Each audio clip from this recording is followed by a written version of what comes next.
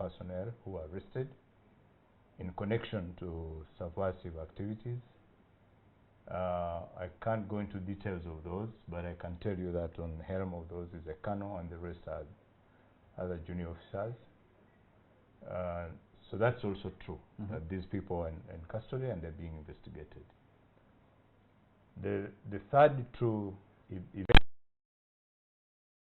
on Gulu police. Now, without going into details, when the Opit incident happened, of course, our intelligence system was triggered into action, and we tried to find out who is behind this. Was this just a mere thuggery? Were these mere thugs? As had been earlier on thought, that the story was that there was a thug who was in custody at the LDU detached because there's no police unit there, and so this fellow had threatened violence to a lady, and then he was arrested and kept in the detached, and that these were his fellow thugs who had come to rescue him, rescue them. Actually, there were two. But what defeated that argument was that the two who were in the custody as thugs were not taken away. What do you mean when you say thugs? Okay, thugs are in vagabonds, yes, menacing the village. They were menacing the village and threatening violence to a lady on grounds of land. So because the only element of law or of authority which was an Opit was the LDU detached. So this LDU IO goes and arrests this person, these two people, and puts them at his detached, waiting to be transferred to Gulu. And the first story we got was that, the first story which came out anyway, or the indicator was that there was an attempt by their fellow criminals to come and rescue these people. But what defeated that argument, as I was saying, is that when this happened, when they stopped the LDU detached, they never went away with these people. And so these fellows were even rearrested. But they went into the Amura and took away the guns and killed that IO and the child. Now that sent different signals. If they're thugs and they were interested in a rescue of their colleagues, why then go for the other guns, including what we call a PK machine gun? Because the machine gun, even to an ordinary thug, it would be a discomfort. It would be a menace. How would he carry it? So it looked like more than what met the eye. So our intelligence system was triggered into action, and somehow we were able to infiltrate into that group. I can't go into the details of that. And so we knew that whatever it is, if they're thugs, those guns would surface somewhere. If it's a group tending towards rebellion, then definitely they can't keep the guns for fun. They would want to use them somewhere.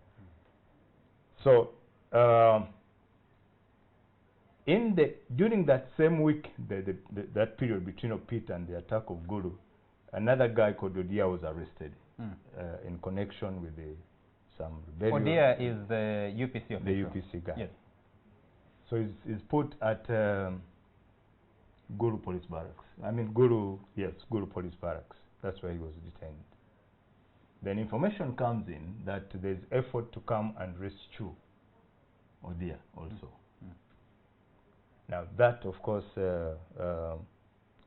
sent the security agencies within the region to question who's coming to rescue him.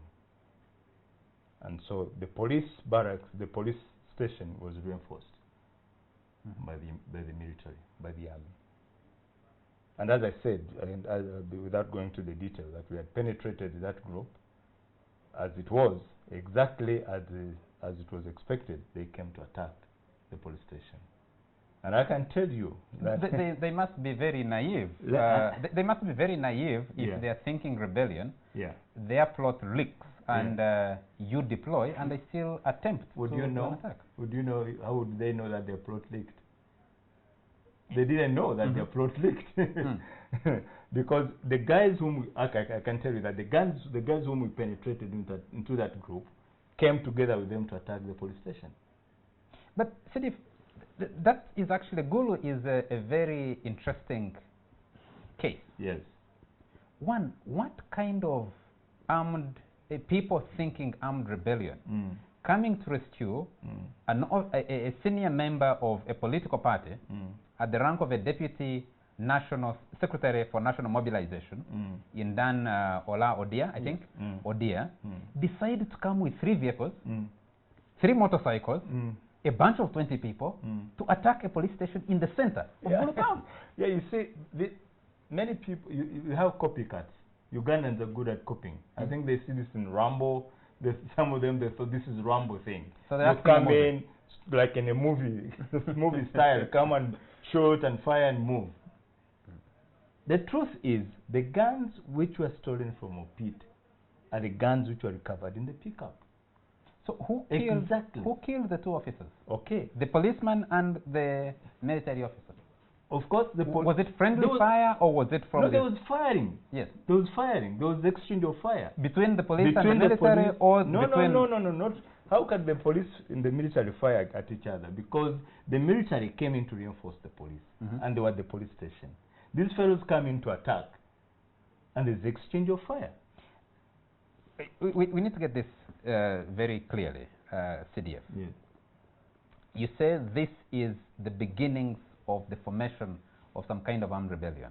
From what we have heard from yourself and from the police, the chief of police the other day gave a press conference to explain what was going on, and the officer, not officer, the senior leader of the UPC, Odia, is being linked to Opit. Is that correct? I've not told you. I've told you from the beginning that these matters are still under investigation. I understand that. And we cannot, as of now, I cannot say the total link and the fine link, okay? Until the investigations are over. But what I'm telling you, I picked out what is the truth. The truth are the 3 incidences. That Gulu Barracks was attacked, that Opit was attacked, and that their officers have been arrested. That's for sure, okay? How the 3 are linked is what we are still doing.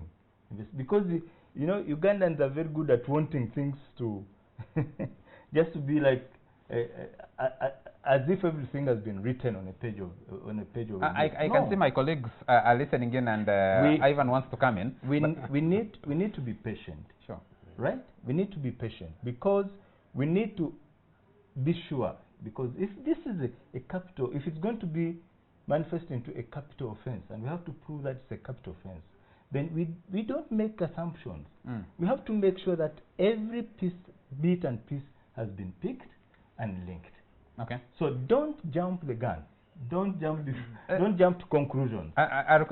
Let's give the investigations time to unveil and to bring out all the details. Okay. Just before the 2 gentlemen come in, let's extend trying to connect the dots a little bit. How does Gulu or Opit link to Chengera? You had an operation in Chengera. That's a matter which is still being investigated. How are they linked? Are they isolated incidences or not? That is what is being done now. Okay. Let's stick with the facts as you said. But let's go back to the Gulu incident because we have not exhausted it. You're asking how did the 2 officers die? Yes. There was exchange of fire. Now, for the officer, and this is very interesting because I read it in the Monitor.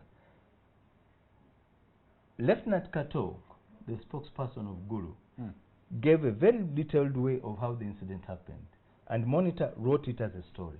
Okay, when they went to write the editorial, they turned it exactly the opposite side. They said because the Lieutenant Kato's story came out very clear on 1 page of Monitor. Then in the editorial, they said no, this was friendly fire, which killed the soldier. But Kato explained exactly what happened. As the incident was happening at the police station, I don't know whether you know Gulu. I do know Gulu. You know Gulu. Yes. You know where the police station is. Yes. You know the distance from the police station to the road. Right. As it was happening at the police station, it happens that a Jifang vehicle coming from a barrio, carrying soldiers and the families who had gone to barrio, is passing by. A bullet goes through the body of the Jifang and kills the soldier, who was not part of the group which was at the station. And that was explained very well. So that, I think, to the Monitor, it was not selling the story. So they said, no, it was Maybe It General. was friendly fire. I even want to Maybe General, Yes. the beauty with an editorial for newspapers across the world is that you have legroom to, one, raise questions, especially if and when the dots from the official narrative do not connect. Not connecting. So editors and journalists across the world have that freedom to ask questions, and not just questions, but legitimate questions that are not tackled in the story, yes, in the report. Yeah. No, but what I'm saying, it was in the same paper. Yes. When I think it was on page 4, where you had Kato's story, a narrative of what happened, and then on page 6, when I think it was on the editorial, you said a real opposite of what Kato said. So no, it wasn't the real opposite. But what was the reason of? But Ona has been an editor. Ona has been an editor, not maybe you'd like to come in. No, I'm not coming from a journalistic point of view. I just want to look at the macro picture. One, I think first of all, this country does not need another armed rebellion, and because the process of it is not necessary, the destruction, but even if it succeeded, I don't think it's the kind of change Uganda would want. Because I think this country has had a fair share of armed change, and nobody really has any illusions about the outcome of another armed change. But then, having said that, I think our armed forces are yet to recover from the history of the NRA, NRM, UPDF, which was basically an armed activity, characterized by suspicion, conspiracy theories, and treating everything from a political lens. So I see most of the news that comes out, perhaps potential as a discipline issue within the armed forces, perhaps as a criminal activity, immediately takes on a political lens, because that's the nature of the armed forces we have in this country, and maybe you can't blame them. They are product of a history that was characterized by treating armed activity with a lot of caution. I think the general and his team, that is a challenge, how to evolve into. I'm sure he knows how his Kenyan counterparts behave, the Tanzanian counterparts. You don't hear this kind of thing. Maybe they also have similar issues, but they do not immediately attach a political perspective to every military, every armed kind of activity. So maybe that's the challenge for the armed Or maybe forces. the general, how he's confronting the challenge, you could respond to us. Yeah. Well, as I've said, first of all, again, I would want to. I'm happy that Ugandans are interested in making sure that their country is stable. That's for the fact. You could see the responses from many angles that nobody was interested. Nobody was interested in seeing this thing growing, and that's why they're asking this question: Are we safe? Are we running? Are we likely to run into another round of insurgency and insecurity? But I think for the starters, we are not going to have another rebellion.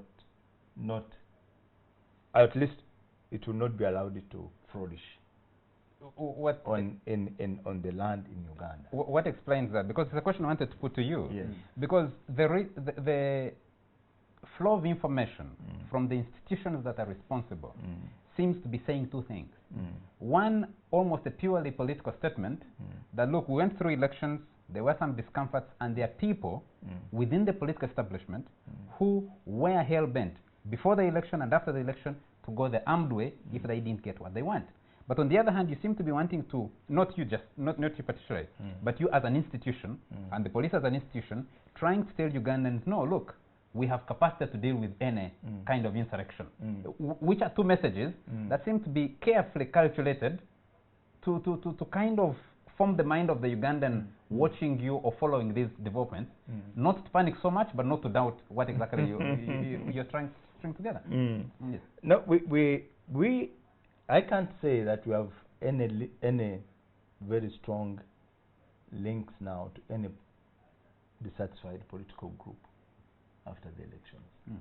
That will come out through the investigations. If the investigations will reveal that, then let it be. But for now, I think we'll leave it at where it is. Okay, just before we leave it at where it is, Yeah. General, does it surprise you that you have a number of senior politicians, including a former presidential candidate, in detention, charged with treason, and others that have been picked up, and then we have these coming up before a concrete case has been presented in a court of law against those that have been arrested?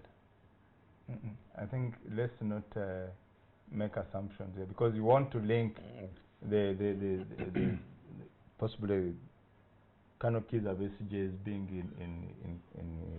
in prison and to this activity. No. No, the Please, people watching. please, the people watching you, please, General. don't make those assumptions. The people watching you Yeah. see institutions of government working hard to find evidence after carrying out some arrests. That's your assumption. Charles, what's Yes. not an, General, what's not an assumption is that Yeah. the MP for Nakar Division, who is an FDC member, Mr. Michael Kabazuka, was arrested, and the charge is treason, and he's been linked to Dr. Kiza Besige. He's also been linked to the officers that were arrested in Chengera. So that is not an assumption. It's a fact. An officially said fact. Yeah, but wait a minute. The issue of Kabazugurukas, I don't think this is even the first time that has been linked to these officers, even these same officers. It's not the first time. I'm not going to details because, again, there are other things which we don't want to jeopardize. But whether the leader of opposition is behind this is not a matter which has come to pass now. It's not. So treat the issues as separately as they are, okay? Until there is evidence that this dot links to this dot, you can't conclude the line, okay? So I would not sit here and go into debate on whether Besige is linked to this and it was behind the attack on Opit and behind the attack in Gulu. No, I wouldn't Charles, do but that. but you have just before we take a break, I really want, I think to the generals, first of all, overall, this army, by African standard, this is one of the most civil you can find anywhere on this continent. I mean, the fact that we are with the general here, really talking, cracking jokes, is not an isolated case. Everyone knows that the army is really now what you may call a people's force. But I think they still have a big crisis of perception of neutrality in the political game. First, I've been trying to follow the American army where the general and others have trained through. They have tried to ask them to comment on Trump, even his erratic comments, even saying the army is weak. But the generals are categorical. They will never make a statement about the political contest. The challenge here is that our army, again, maybe because of the history, ends up getting drawn into political debate. That's true. So you find an ordinary citizen struggling to believe that the army is not taking sides, is not persecuting the opposition. So that's a challenge which has been debated within the armed forces. How much should the armed forces be upfront in political debate at critical stages? Maybe they can be backstage, really controlling the situation as they do, but perception is a very critical issue. Maybe the general could respond to that. You have the military represented in parliament. So can you be in the political sphere and outside of the political sphere at the same time? Well, the army is represented in parliament because that's a constitutional provision. Yeah. And when there was that challenge in court, which some people misinterpreted as if court had said the army should be out of parliament, we went in and met the parliamentary committee, and we ironed out on how the election of the members of parliament are supposed to be. But again, going back by what Oneka is saying, the history of this country, the army in this country is in parliament because of our history. Every country has a unique history. You can't you can't think that what pertains in US or in UK should necessarily be the same here. We are not there because it's because the army wants to be there. There's a political there is a history to it. And when that time comes, when we shall evolve out of all that, then the army will leave. Okay, I'm afraid, gentlemen, we need to take a quick commercial break. When we come back out of the break, we'll also be asking General Katumba Wamala to explain what has happened with the arrest of officers, especially the raid on, the operation rather, in Chengera, the senior officer from the Entebbe Airport garrison who's been arrested, and another senior officer from the Bombo military barracks who have been arrested. We'll be trying to understand exactly what is going on. In terms of the country's security, is the country on the brink of an armed rebellion? We'll be right back. You're still watching The Fourth Estate, and tonight we're discussing the question of security. With incidents in Gulu, in Chengera, in Opit. Opit is also in Gulu, and at Gulu Central Police Station, in the heart of Gulu town, where there was an exchange last Sunday as we came on the show, and we were giving you updates of what was happening that night. We're asking the question, is the country on the brink of an armed rebellion? And we have to answer those questions the Chief of Defence Forces, General Katumba Wamala.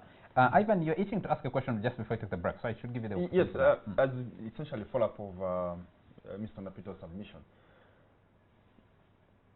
The challenge you have, in as much as we should be patient in general and wait for investigations, is that we live in a country where investigations actually never materialize. Take forever. Yes, take forever. We live in a country where people are accused of treason, they are arraigned in court, and either they're never convicted or the matter simply dies somewhere and gets,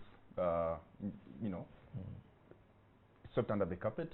We live in a country where there was an attack at Mbuya military barracks, and to date, the status of people that were since arrested remains to be, I mean, it's a guess anybody can make. So there is a precedent as to why people might be impatient with, and form all sorts of opinions. Sometimes even misinformed and misguided. But also, you serve in a government where the channels of communication are as haphazard as they can get. The police will issue a statement giving a different set of facts. Sometimes the minister is using a different set of facts. You saw this with the death of your comrade and your predecessor, General Rwanda, and how government officials were rushing to make statements even before a postmortem was done. So there's also that, but more importantly, the role of the army and the politics. You've got to appreciate the context of the post-colonial African state. Most post-colonial African states that use coercion essentially find the army and the police used as instruments in the political discourse.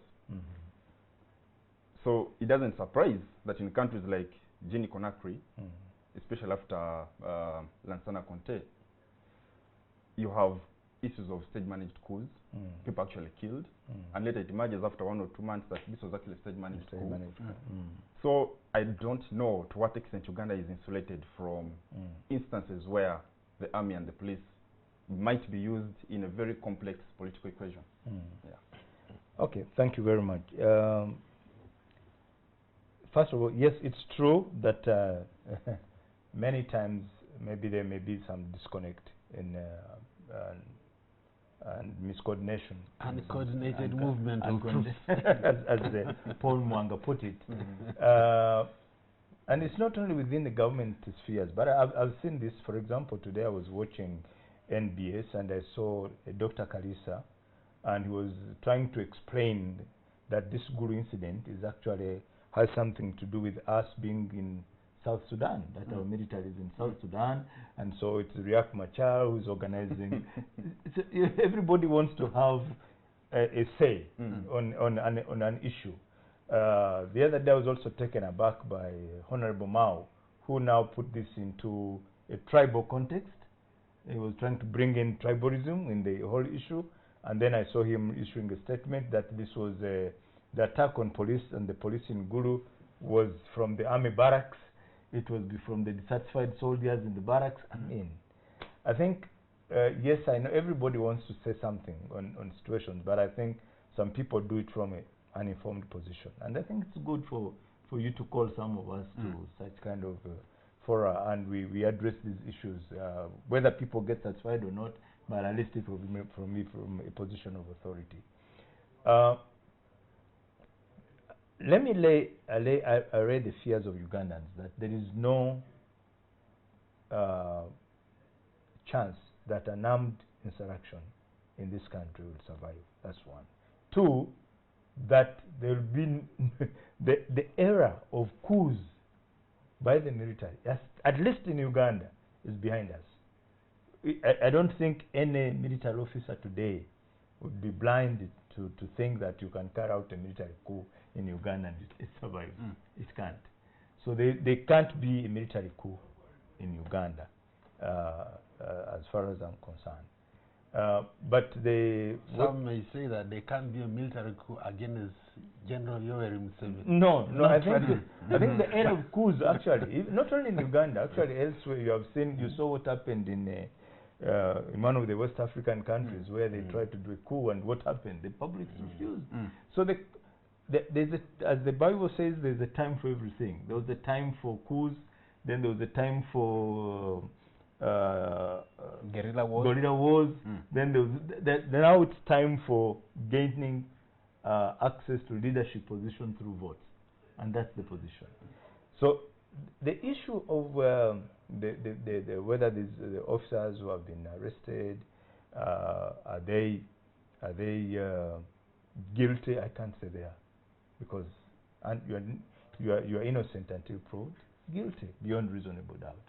And these investigations go. I agree with you that maybe sometimes investigations take forever, but in this case, we'll see how fast it can be done, so that if somebody is innocent, then he's declared innocent. If somebody is found guilty, then he pays for the crime.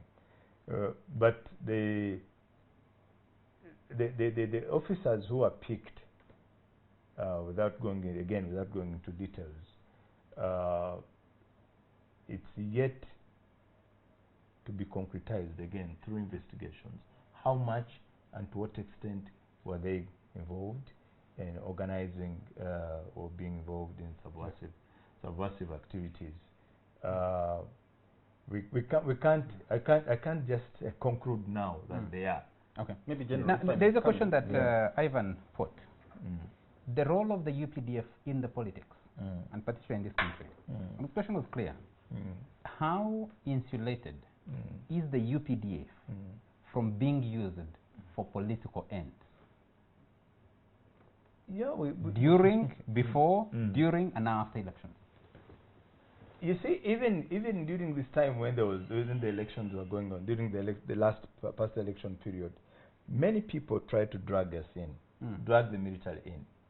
They tried, but I think we really kept off the political scene, and we only came in at the right time, and that was the time after the voting, when there was a threat to the security of the country, and we had to come in to reinforce the police to ensure that you guys could do your work without disturbance.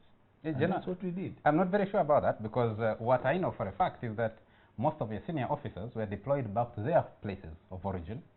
One, to coordinate some kind of cells for security purposes, but also one of your officers told us here in the studio they could whisper certain political messages. So they were out there in the field. They were whispering. That was whispering particular candidate's name. They were whispering particular candidate's name. No, but also I think you also need to realize, are soldiers human beings? If they are. Do they belong to the communities? Are they Ugandans? Do they have families? So if a soldier whispers to his father or his mother, is that criminal? If the soldiers work in an ordered way, if the whisper originates from some level and that whispering a wrong message has consequences on that officer, then you have a problem. Which whispering, for example? Which one? No, if they whispered a contrary message to what the structure agreed with, then there would be a problem. I mean, and some people think, is there an officer who was yes, and some people think that what we are seeing now is possibly part of that, because we are hearing stories. We are journalists. We pick up information from all different sources. Part of the things we're hearing is that you're trying to create a link to David Sejusa, an officer of the army whom you have refused a request to retire. And there has been public statements made that he's been trying to build cells or to coordinate with officers since the time 2012, 2013, when he wrote that letter. There was the attack in Mbuya, and now the raid in, the operation in Chengera. There are words out there, some of them public, trying to create that link. That one you are telling me. And I would be interested to know the sources of that. Oh, General, your own spokesman. Pardon? Yes. Is Severally quoted in broadcast and print media, especially after the return of General Sejusa, attributing him to subversive activity, saying he's being investigated for. No. That was at that time. You remember? So it was not. It was open. It was an open secret when Sejusa went to London. What did he do? What did he do? Is it an open secret that he went and declared war on the country? And that when he came back, he asked for amnesty? Is that did you give him amnesty? Was he given amnesty? Yeah, he went to the president, and president gave him General, before he was charged at the General Court Martial, Mr. Fono Pondo, Executive Director of the Uganda Media Center, issued a hard-hitting statement in which he, among other allegations, claimed General David Sejusa was linked to a group called P10, was also linked to a group called Benghazi, and among other things and schemes, was a plot to burn the city. So how this was the spokesman of government. How does that link to the recent events? I think the strategy now you are trying to smuggle in something. We're bringing information, and we're trying to put this information to you. Now, that's why I'm saying I'm interested in that information. I can understand the general's difficulty, and one of the things he maybe can do in terms of information from the army, there is too much spontaneity of giving information. I know that this is the armed forces, which is a very structured and disciplined and cautious institution. Maybe that's something you need to work on. There's so much spontaneity and playing to the gallery, you know. There's so much activism in the way information is given. I think, for example, if you arrest guys in Chengera, in Bombo, this can even be treated as a purely an internal disciplinary mechanism, disobeying orders. Maybe it can only become an issue when these guys are put out in court, or if someone goes to challenge their detention. But immediately it's an arrest, somebody is already saying, no, but if the arrest, guys, they are subversive, like what happened. Of course, when the way the arrests are done, I mean, there's so much drama in these arrests. You go with the sirens, you go, commando exhibitions. May I just disagree with you a little bit? I think what the general has done, which is a very good thing, to agree to come on the show and answer these questions. But this is not spontaneous. Part of democracy. Part of democracy is to account to the people who give you the authority, and these are the Ugandans. And I understand that military discipline requires that if you're arresting an officer at a particular rank, there is a way communication should be made about that arrest internally and for the benefit of the public, if that information gets out to the public. For the benefit of the public? If it gets out to the public, yes. How do you deal with it once it has already gone out to the public, like this one did? That's what I'm doing now. Let me take you back to Gulu. The many questions being raised about Gulu are being traced. The characteristics, the execution, look exactly like what happened 14 years ago. I think September 16th, 2002, the army and the police has in detention a political figure, commonly known as Yumbe. And the army says, we have intercepted intelligence information that the Lord's Resistance Army, to which Yumbe is linked, is going to raid Gulu Central Police Station and rescue their people. The army goes to Gulu Central Police Station at 3 a.m. in the morning, breaks in, and Mr. Yumbe is brought out and is shot. Up to this day, his body has never been produced because the army took the body away. Now, 14 years later, we see an incident where the army and the police say, we have picked intelligence information of a plot to raid the police station and pick out an individual and rescue him. That's what he told us. And rescue him. It goes and there's an exchange of fire. Are these just coincidences? Or does this appear like... Do you find this... how do you explain this to Ugandans? No. Don't misguide this. And don't change they don't change the scenarios. You are talking of 202, where the army reinforced went and you are saying they went and stormed the police and removed Yes. somebody. Now, Actually, the person died. what was the incident in Gulu recently? The incident Who in was Gulu- removed from the cell? No one was removed from the cell, but there No, was an exchange of no, fire. Exactly. Yes. And was there proof that Gulu police was attacked? Is there proof or not? We can't be sure. We are Why? listening to the police, we are listening to the military, telling us there was an attack. Are there evidence which has been collected as a result of that? We are hearing. Have you seen the guns? We are getting statements. Okay. We have that You have not seen been the- proved. You have seen the guns.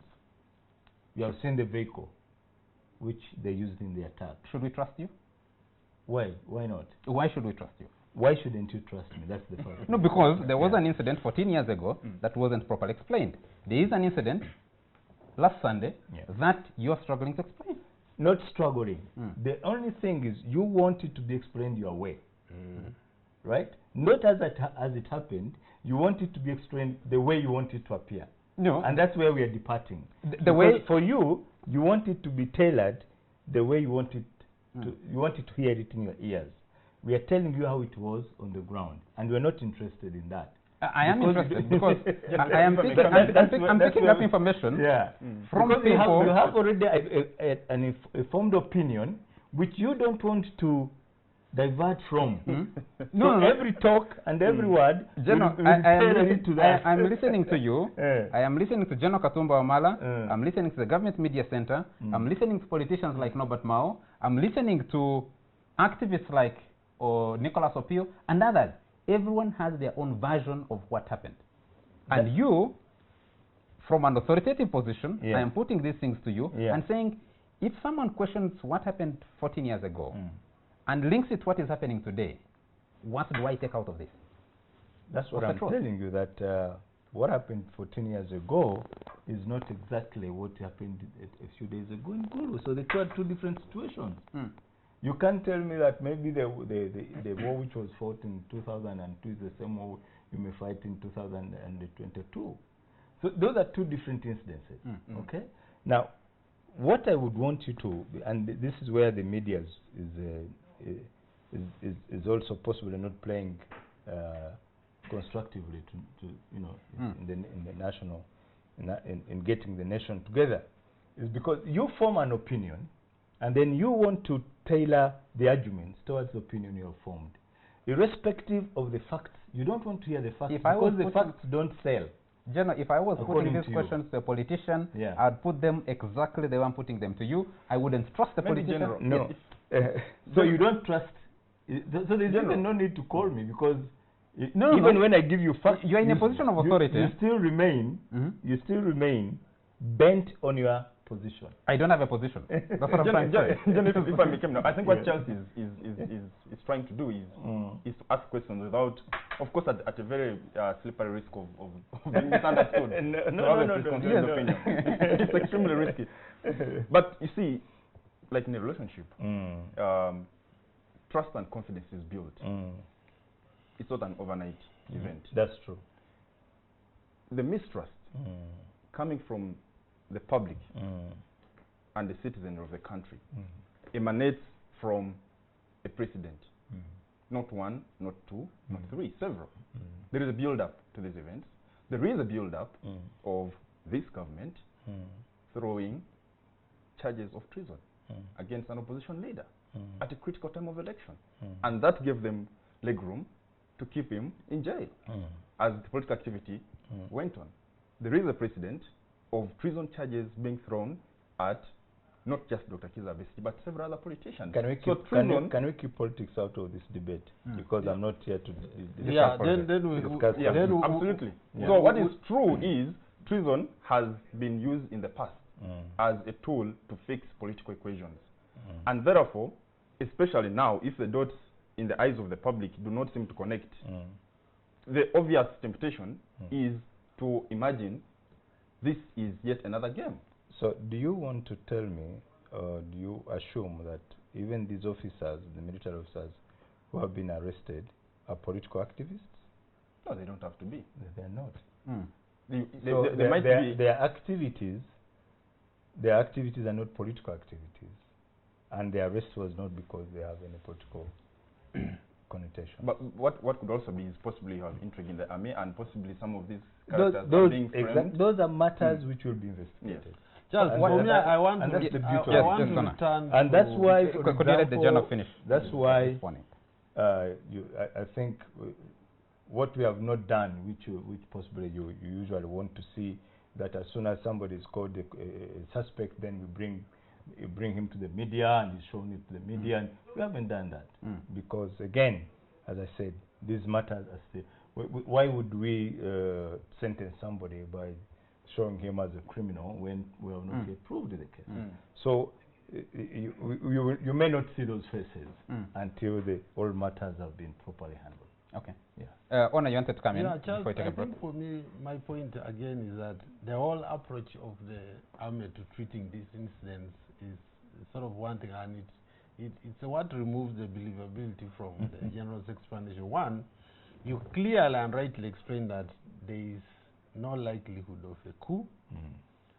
There is no appetite in the country, and the armed forces have absolute capacity to quell any insurrection, rebellion. So I think many Ugandans believe that because they have witnessed attempts at challenging this government from all kinds of UPDF, 26 rebellions. UPA, LRA, ADF. So people generally don't believe that these things can be serious. But the way the armed forces explains it sort of plays this crying wolf. Okay. So maybe one day when something serious happens, people will not even believe that it could happen. So I think there's need for a total change of strategy on how to explain incidents in quotes. I agree. And not trying to give them these kind of political weight, leave room. Time has proved. Leave room for people not to make assumptions. Hold anything, you know. That I agree. Yeah. But you see, that somehow I think in this country also, maybe it has been a bad practice. You know, people have tended to think that once you declare to be a rebel, you get 2-3 guns, fire a few rounds, then tomorrow you say, I'm surrendering. Then government will welcome you, then they give you some goodies, and you know. So I think that has somehow encouraged people to think that that's the way business can be done. And I think it's high time that we put an end to this and said rebellion, whatever form, don't try it, it doesn't pay. And does not even exist. And because I think for the armed forces, the approach should be, unless if somebody has said they are behind this, then we treat it as a simple criminal act. If nobody has spoken to say, I'm responsible for attacking Opit, for attacking Gulu, then we know these are criminals. And police is going to investigate. Has there been any claim to the attack on Gulu? I saw something on social media. Well, we saw it on social media. You know, some people even from London, armchair rebel commander. But again, this is what social media brings out. But I think that the kid glove handling of some of these people who have tried, like I'll give you an example. During the campaigns, during the election time, some boys would came to my office, not once, not twice, many times, and they would tell me, sir, we are the ones who are going to burn the city. And today they would bring me 20, the next day they bring me another 10, how they are going to, how they have been prepared to burn the city. And I could see that people think you can be paid, you can be rewarded for being one who is going to cause havoc, chaos. And I said, wait a minute. So one day I said that you guys, you are very lucky that you're dealing with this government, that you can walk in a general's office and you tell him why you are going to burn a city, and you walk out free and you go and have fun.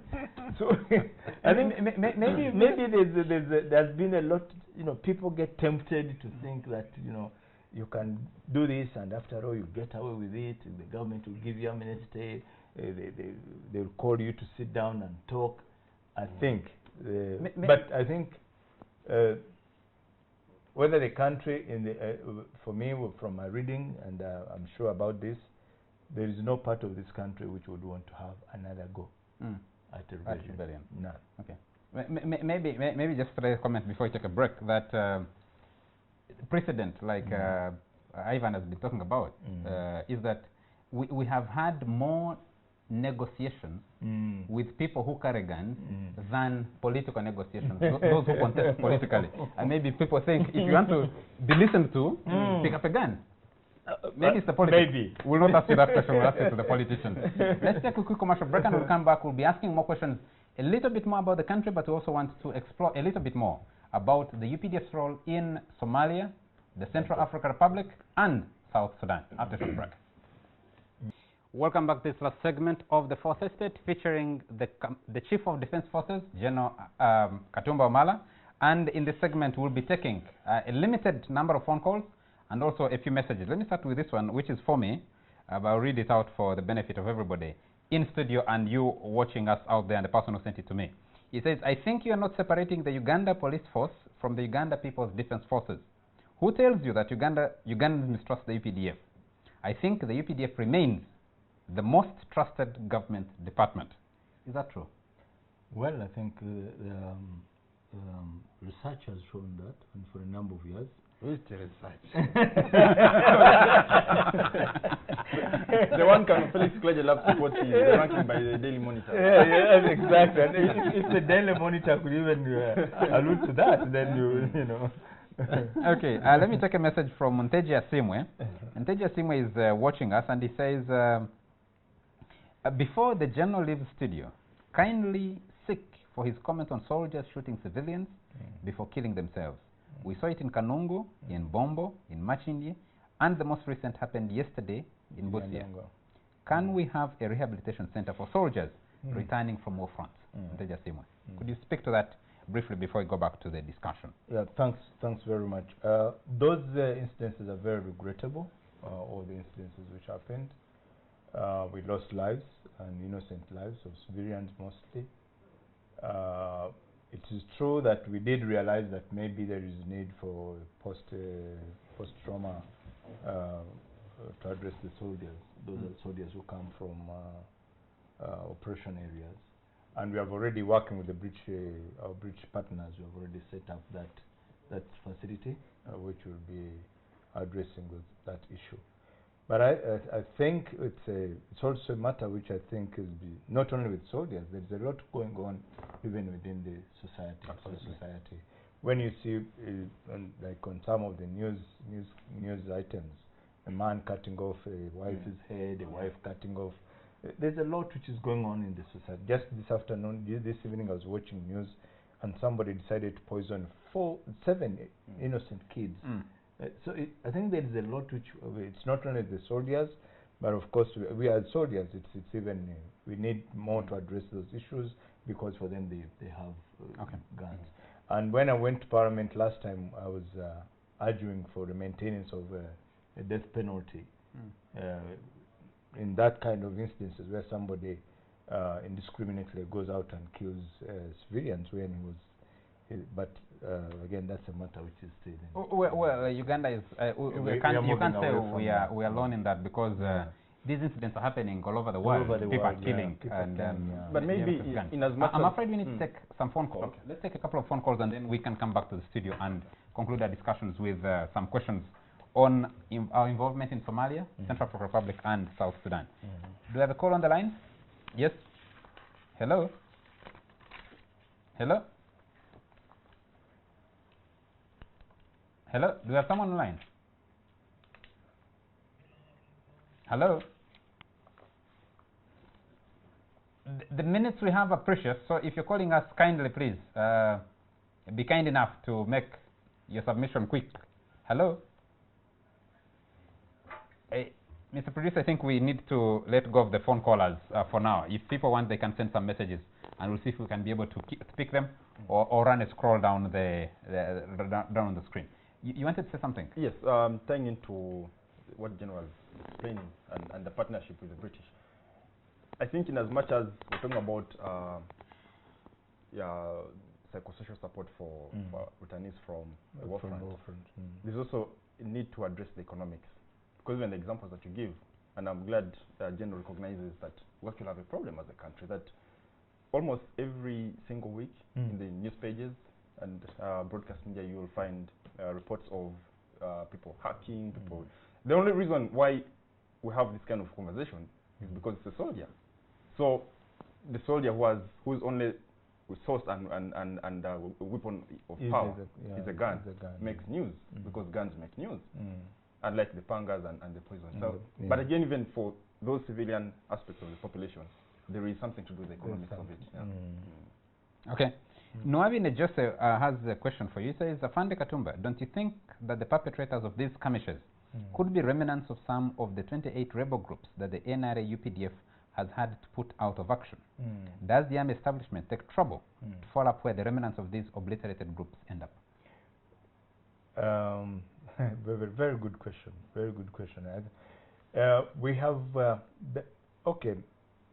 there are few of those who have been arrested, among those who have been arrested, who have a link to the former NRA. But that doesn't blanket the whole of the former rebels as or NRA as being involved.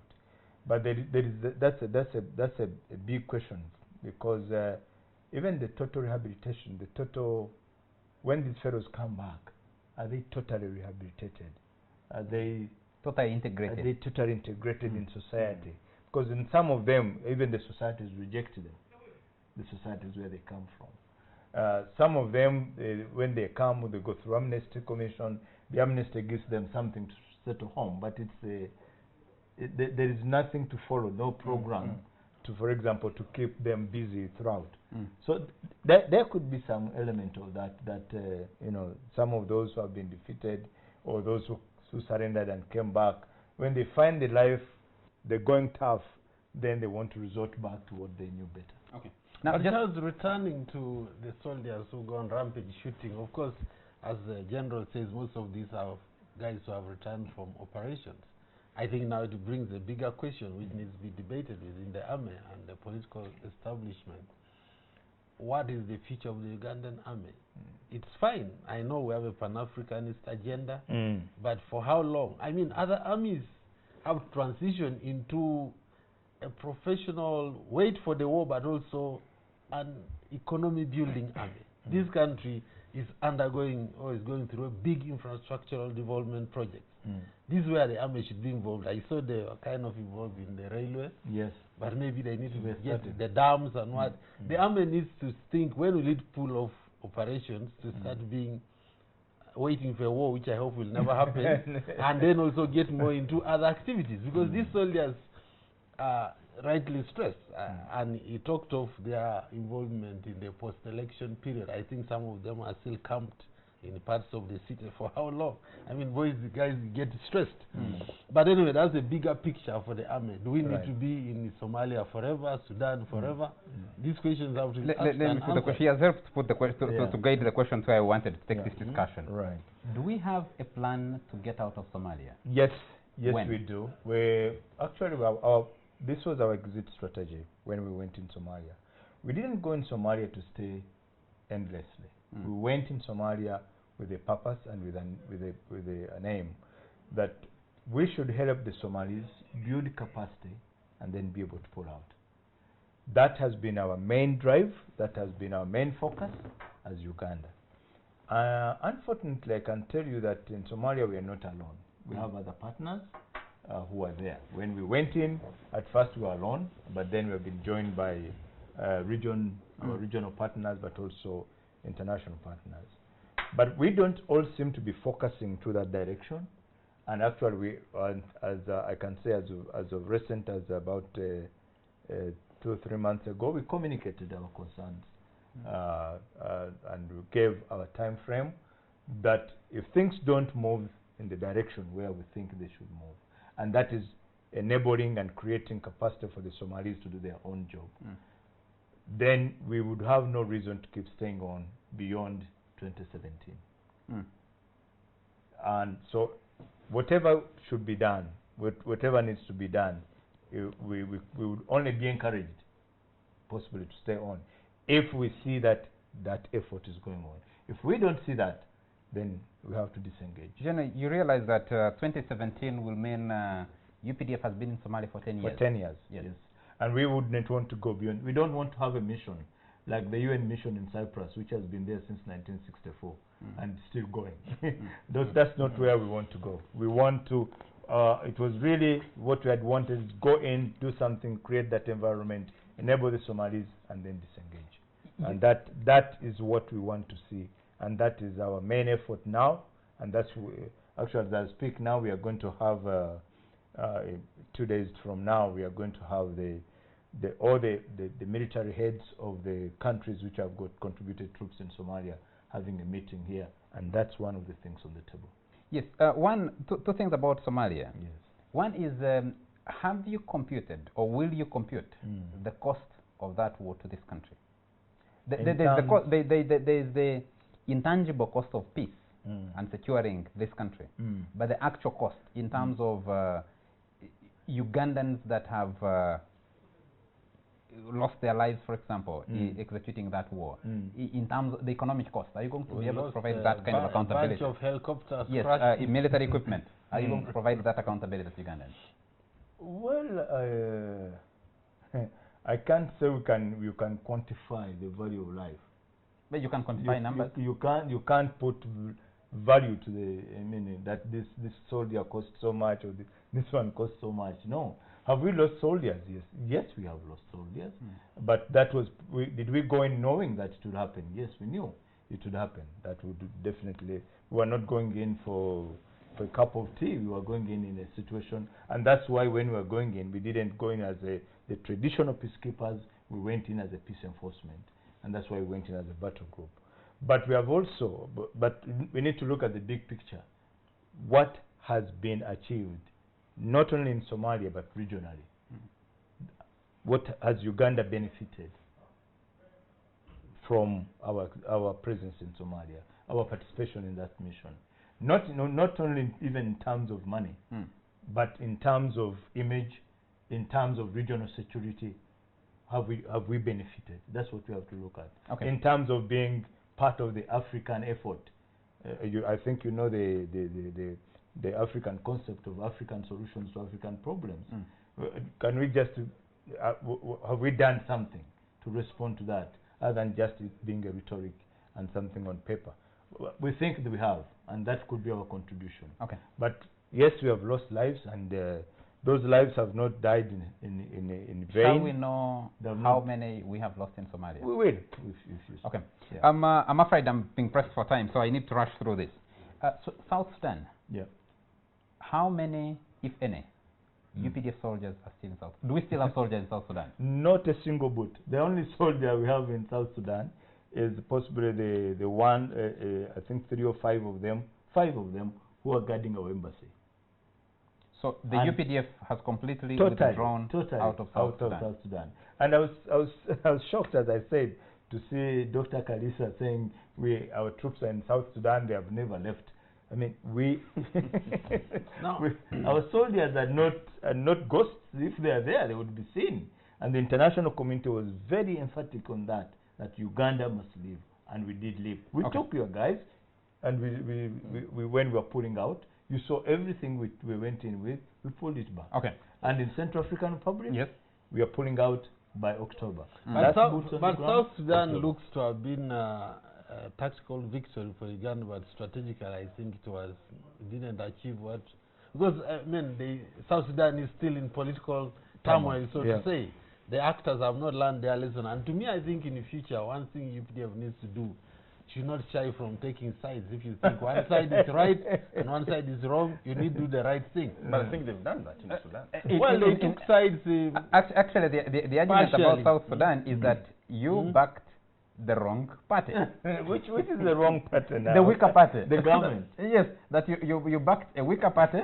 That if you had backed the other party, the rebels. You'd have had look, I think the rebel group. No, well, these are South Sudanese. No. Charles, they need to have taken out the whole groups. Both groups are definitely not serious. But they an occupation serious group. Well, okay. Annexation. We need to be getting out of here. I'm told our time is pretty much limited. I want to end this discussion back in Uganda. We have had Gulu Opit and Gulu municipality, Gulu town, Gulu police station. Gulu police station. We've had Chengera. Arrests in Chengera. The arrests in Chengera. The arrests of those senior officers, Entebbe Garrison and Bombo. We've had incidents in Kapchorwa, where a police station was attacked and guns apparently taken. We had incidents in Kasese, and we have the entire Rwenzori belt. Can you, in a sentence, explain to Ugandans watching you what these mean? Well, the issue of, for example, if I may say, start with the Kapchorwa. The Kapchorwa issue was it's a long story, but in a nutshell, there were just a few fellows who had deserted the army and had gone into a kind of a thuggery, but hiding behind the rebellion, who wanted to destabilize that place, and all of them surrendered. There were 7 guns which they had got, and all of the 7 people, all the guns were brought back. They eventually surrendered. So there's no problem in as far as Kapchorwa is concerned. Kasese is a matter which is it's business yet. It's unfinished business yet, because there is still those tribal issues between the Bamba and the Bakonjo, and that requires a long term. It has to be a long term solution. But what I can assure Ugandans is that we'll have our boots there, we'll have our troops there to ensure that the incidences which happened before do not recur. The skirmishes between the two communities. There's no need for them really to go for but each you know, other's Kasese neck. also holds the Rwenzori range holds a very yes, unique, all the way from Kasese unique history, to because yeah. you've had Rwenzori, Nalu, and now recently the ADF. Then the ADF. Yes. Yes. So there are those issues, and that's why I'm saying it's unfinished business. Because on the other side of the Rwenzori ranges, we still have the ADF active in Congo. What are their plans? We are yet watching. Let me ask Ivan's question again, as the last question we'll ask for the show. How insulated is the UPDF, particularly, from being used to play a political game? A political question. That one, I think Ugandans should be comfortable. The UPDF is a national army. It's not a personal army. It's not a political army. It's not any of the political parties holding it as its own force. It's not like the Red Top of Munyagwa and group. It's not like Solda. Where police talked about Kasese and then was working with Kasese. What the general is telling in simple terms that the UPDF is in power. So it doesn't have to be outside power. We're in control. The last question. Yes. Evan wanted to ask the last question? Yes, just tying up to the army not taking sides. In Teso, his own deputy, after the elections, left a very notorious record for seeming or acting to have been tasked to pluck out every molar in the opposition. and I know even some ministers who attribute their loss in the elections to him.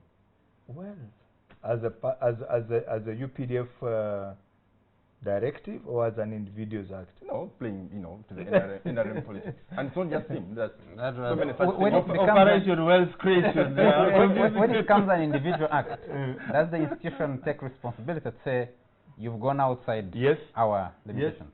Yes. Have you done that with some of your officers? Yes. Would you give us some examples? No, not today. Why not? They'll do that if the last question, supporting the last question, Geno, is a question about welfare of the officers and men in the armed forces broadly, but in the UPDF particularly. Since the March-India attack, one of the most trending discussions on social media especially is what apparently is the squalid conditions in which men and women in uniform operate, those uniforms. You are the CDF, and people have been asking, you can't transform an army into a professional force, into a civil force. And some people attribute some of these, what did the party call it? Going berserk. Going bonkers. Going bonkers. To exactly the conditions in which you keep the military. What do you have to say about it? I don't know how the two are related, but I mean, if people live in not very comfortable conditions. Yeah, but would that make you kill your wife? I don't think so. But having said that, it's true. The one of our biggest challenges as the leadership at the helm of the UPDF today and the Minister of Defense is the issue of the welfare of our troops. That is something we are, which is giving us sleepless nights, and is something we are aggressively thinking about. And I can tell you that we may not have to rely on the budget, because if I were to use the budget which we have right now, then we'll have nothing else to be done. Everything will go into the. But we have to think out of the box on how we are going to address that matter, and we have started to think on how we can use, the other government provisions and systems. But also how you can use these able-bodied men and women those are some of the to things build accommodation for themselves. Those are some of the thinkings we're doing. Those are some of the thinkings we're doing. In Wazalendo, you have one of the most vibrant circles in this country. Yes. Could it help in that effort? Or is that something you would commit as a... No, we wouldn't commit to Wazalendo money, because that is the soldiers' retirement benefits should not be touched. They do this kind of saving for themselves, and would really not jeopardize the. But you could borrow from Wazalendo. No, but maybe Charles, because you can't borrow from we set it up to enable soldiers to borrow this little money for him to do something at home as he keeps guard of the country, and that's the aim behind Wazalendo. We use Wazalendo to help the soldiers improve their personal welfare, not the institutional. Okay. Yeah. But at institutional level, what exactly, in concrete terms, what are you planning to do? Well, we are looking at many options. We are looking at, for example, going into the PPP arrangement with some credible people and credible companies as a way of addressing this problem. We are looking at using our own labor force within the UPDF. We are building the capacity of the engineering brigade so that they can be able to take on some of the projects. As you'll see, we have already embarked on that, like in the single piece training center. All the work which is being done there is being done by the engineering department. So we are doing something about this. Okay. But it's true. It is something which gives us perhaps thinking about how the soldiers are. Gentlemen, I'm afraid our time is out. Yeah. I needed to ask the General about when your engineering department plans to complete work at Kololo Airstrip. We'll answer that on another occasion. But thank you very much, General, for making time for the show. Yeah. Thank you. Thank you very much to my colleagues, Ona and Ivan, and thank you very much to you all our viewers for joining us tonight. And always, sorry for those who tried to call us and were not able to link up with us. And I need to say thank you very much to Kano Padi Ankunda for enabling you to come and join us on the show tonight. And thank you very much. I had definitely had to be here, because many times they've written about me being in cells. We actually wanted to know whether you are under house arrest or not, because around every election you're under some. It doesn't look like someone who has just come out of a cell. Thank you very much. I keep telling people that when General eventually retires and possibly picks interest in politics, I'll be one of the campaigners? Yes. Oh. I think he's one of the most recent officers. Thank you very much, and have a good night. Thank you. Thank you.